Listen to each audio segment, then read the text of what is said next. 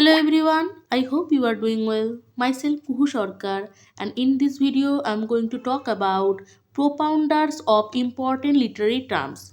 Here I am going to talk about 25 important literary terms which will be helpful for your next upcoming GATE exam 2024. So let's start. First is negative capability. This term negative capability was given by John Keats. So let's know about negative capability.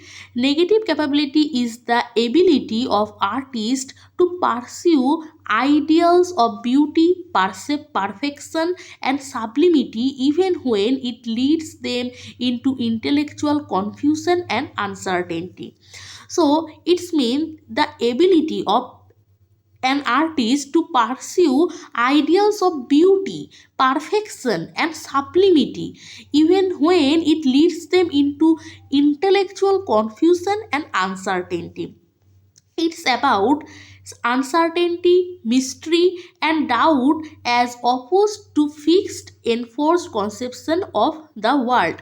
So it means mystery, uncertainty, ambiguity, confusion, and this term was given by John Keats in an in an 1817 letter. He gave the term in 1817. He defined it as the ability to be uncertainties, mysteries, doubts without any irritable reaching after fact and reason. So we cannot reach any definite meaning. So let's look the next term. The next term is gynocriticism. This term was given by Ellen Showalter. Gynocriticism is a type of feminist literary criticism that focuses on women's writing. So it focuses on women's writing, and it was coined by Ellen Showalter in 1979. It refers to the critical mechanism that analyzes women literature from a female centric perspective. So it refers to the critical mechanism that analyzes from a women's literature from a female centric perspective. Then the theater of absurd. This term was given by Martin Islin. So this is important. The theater of absurd. What is theater of absurd? It is a literary movement or and style of theater that organized in Paris in the mid 20th century and spread to New York City. So it is characterized by plays that use absurdism and anti-character, anti-language, anti-drama, and anti-plot. The movement is inspired by existentialism philosophy, particularly by the 1942 essay, which is The Myth of Sisyphus by Camus. So, you know the famous essay by Albert Camus, The Myth of Sisyphus.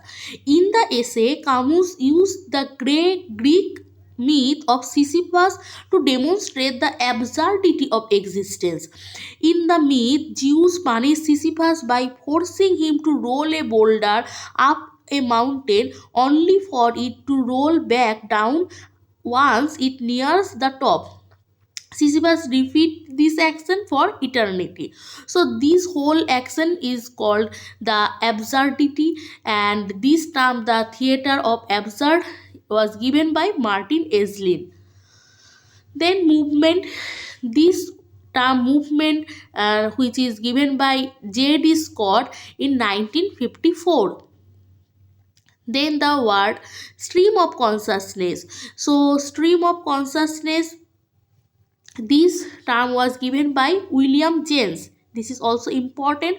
What is stream of consciousness? You know, there are some famous novel like Mrs. Dalloway, then A Portrait of Artist, then Ulysses by James Joyce. These are the example of stream of consciousness. So it is the writing technique that attempts to capture a character's thought process.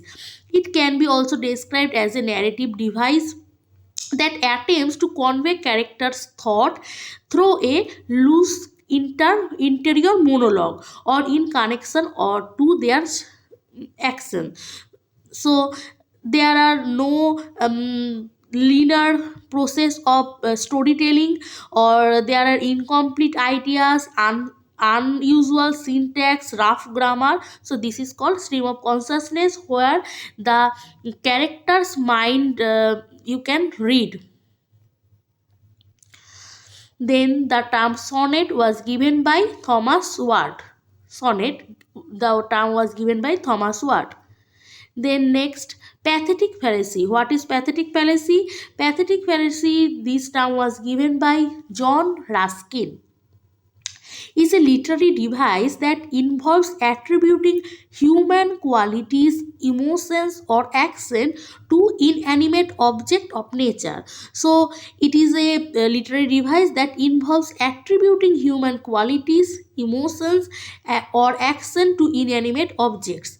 It's a type of personification that occurs in poetic description. For example, the rain fell like teardrops is an example of pathetic fallacy. So this term was given by John Ruskin.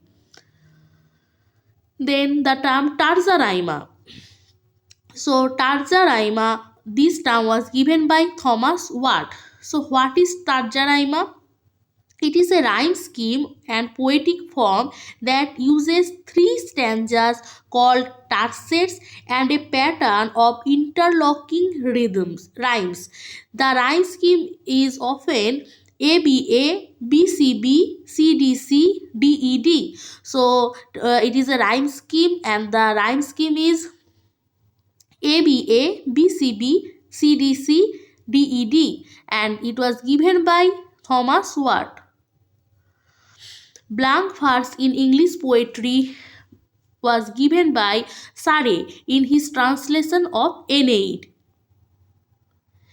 Then blank verse in English drama given by Thomas Norton and Thomas Sackville in Gorboduc in 1561. So blank verse in English poetry by Sare and blank verse in English drama by Thomas Norton and Sackville in their drama Gorboduc.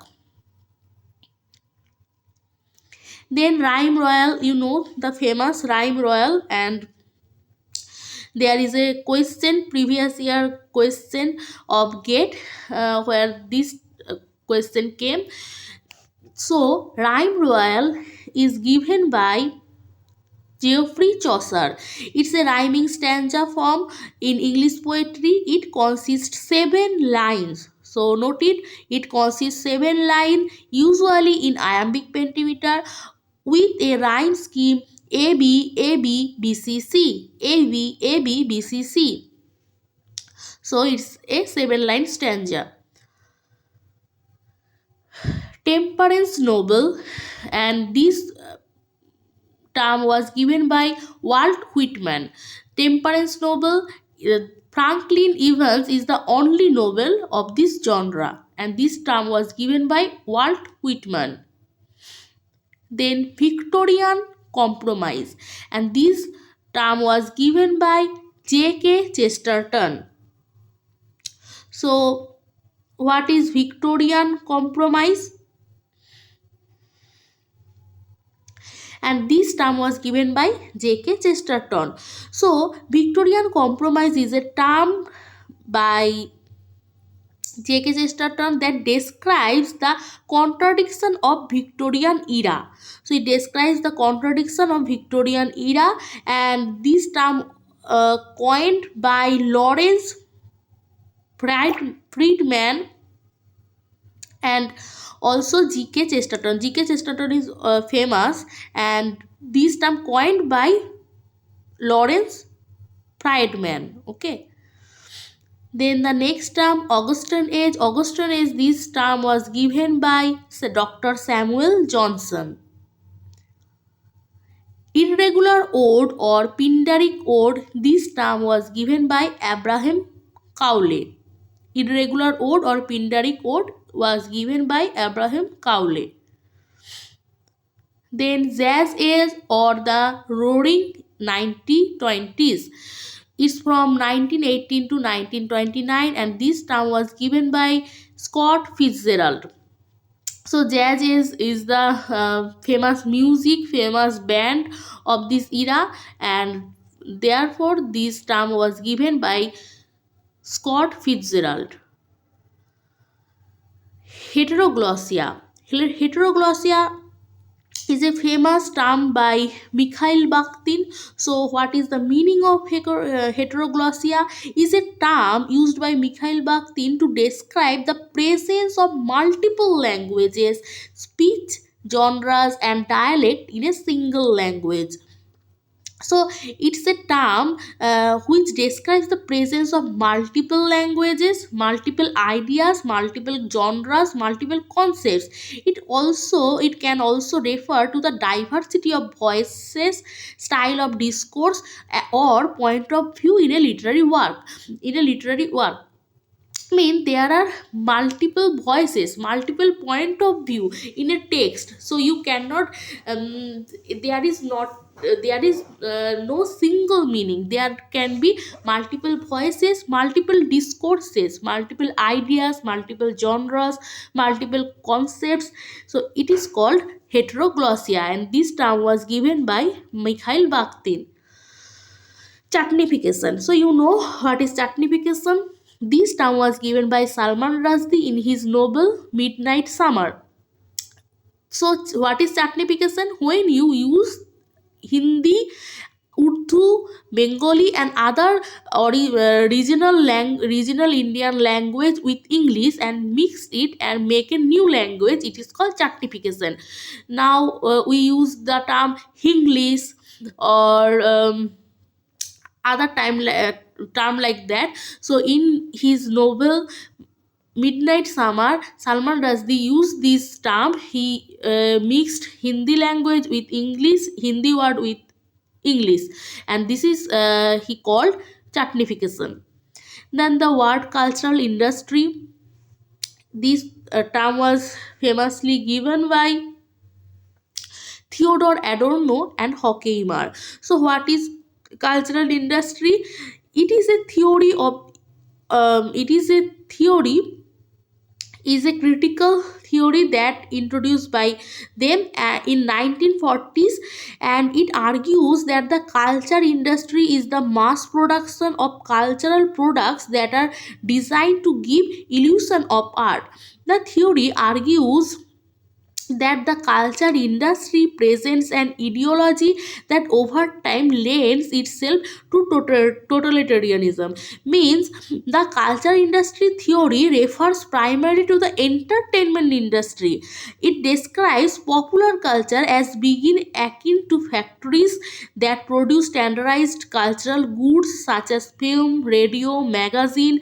The cultural industry is used manipulate to use to manipulate the mass society in various ways.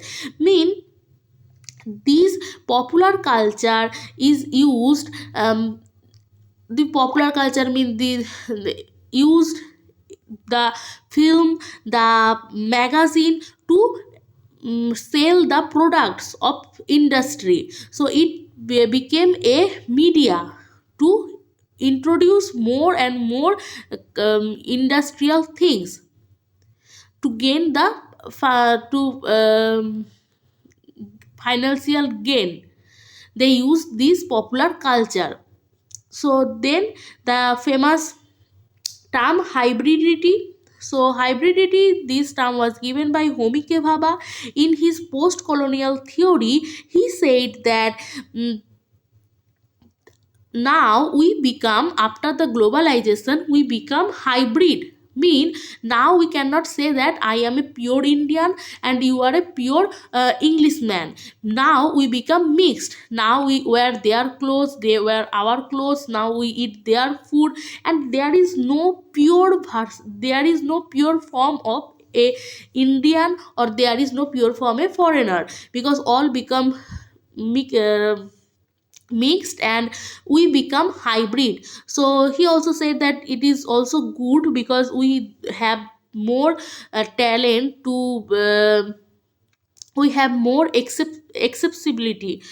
So this term was given by Homi Baba. He said that after the colonialism, we become hybrid. Now there is no pure form of us. Then the next term is difference. Difference, this word was given by Derrida. Derrida used this term in his theory deconstruction or post-structuralism. So what is difference? Difference is a French term coined by Derrida, and the which is a pun on the words of difference and deferment. So it is a pun on the words difference and deferment. It is the central concept of Derrida's deconstruction, which is a critical perspective that examines the relationship between text and meaning. So he said that we always the meaning always differ from us, mean there is no, we cannot rely on the meaning, there is no stable meaning, there is no fixed meaning. So difference means both difference of meaning or and deferral of meaning. It describes how linguistic meaning is created rather than given. For example, the word house means what is it does because of how it differs from other words such as shed, mansion, hotel or another. So house mean, you can say a place where you can live, but house and home are not same, because home you mean that where you live peacefully or where you have your relative, and mansion is not same, or hut is not same, or hotel is not same, but both these places we can live, we can stay. Le- I want to give you another example, like the word lusty. What lust? Lust in previous it used as a energy. It used as in you are energetic. In that sense it was used. But now this word lust used in a sensual way or a sexual energy. So this idea, this meaning differs from its first meaning. So meaning always, it's not fixed, it always differ. Then aporia. What is aporia? Aporia, this term also given by Derrida. So let's know the word aporia. Aporia mean that a state of perplexity or an impasse in a text or line of thought. Mean it can also refers to a point of contradiction, paradox that disrupts the conventional understanding of a concept or idea. Mean there is it differs the traditional meaning, traditional fixed meaning, and it is a state when we become confused, we become ambiguous. Derrida often refers to aphoria as the blind spot. Mean we become totally blank. We cannot reach the real meaning, the fixed meaning. So he refers it as the blind spot of the metaphysical argument. It can also refers to the unresolvable difficulties that a text may open up during reading. So when we read a text, there we face the blind spot, mean we cannot reach the real meaning. It become ambiguous to us, we become confused, it became a unresolvable, mean you cannot resolve the situation, you cannot resolve the difficulties in a text. It is called, the confusion state is called aporia. Then deconstruction, this term was given by Derrida. Deconstruction mean there is no fixed meaning, there is no binary opposition. Mean in post structuralism they said that they focused on binary opposition. Mean black or black, the opposite of black is white. Black mean devil, white mean pure, then dark and light. But deconstruction said that there is no opposite meaning. Mean a black can be pure or white can be impure. So there is no fixed meaning. You cannot rely on the meaning that black always mean devil, white always mean pure. So they oppose this idea, and they said that there is no fixed meaning. Meaning always differ from its real meaning. Then opposite, objective correlative, this term also came in previous year of GATE exam. It was given by T.S. Eliot. Is a literary technique that writers use to evoke a specific emotional response from readers. It involves presenting a series of objects, situations, or events that are strongly associated with desired emotion. The objective correlative helps writers move away from abstraction and color a character emotions with imagery, meaning, and metaphor. For example, in the movie Jersey Boys, songwriter Bob Guido and Four Seasons, T.S. Eliot's The Objective Correlative, when asked who the girl is in this song Cry For Me. So, sorry, I read the suggestion which Google give. So, objective correlative, this term was given by Iliad. It means that when you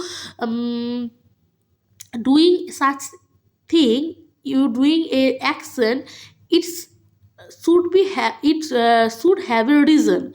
So T.S. Eliot famously said that Hamlet don't have any objective morality, because Hamlet want to murder his father, but he did not. He always he tried to delay his act. So there is no objective correlative mean what he think and what he did. There is no balance in his action and his mind or thinking. So this is called, and T.S. Eliot said that metaphysical poets have the objective correlative, what they write and what they think, it's are totally balanced, but Hamlet did not have this. So this term was famously given by T.S. Eliot, and it's same like negative capability also. And our last term is intertextuality. It was a famous term by Julia Kristeva. What is intertextuality? Intertextuality is a device that describes the relationship between text. Every text has intertextual. When you read a text, you find that this story or this storyline, same plot I have read from in another book. Then you read another book and you find that yes, these books are have the same storyline that I read there and there also. So every text are the intertextual. It takes from this idea from many texts, it takes the ideas from many texts and then write the text. So it is a literary device, describes the relationship between text. It can be defined as the way one text meaning is shaped by another text. This can be achieved through deliberate strategies such as quotation, allusion, clock, plagiarism, translation, pastiche, parody.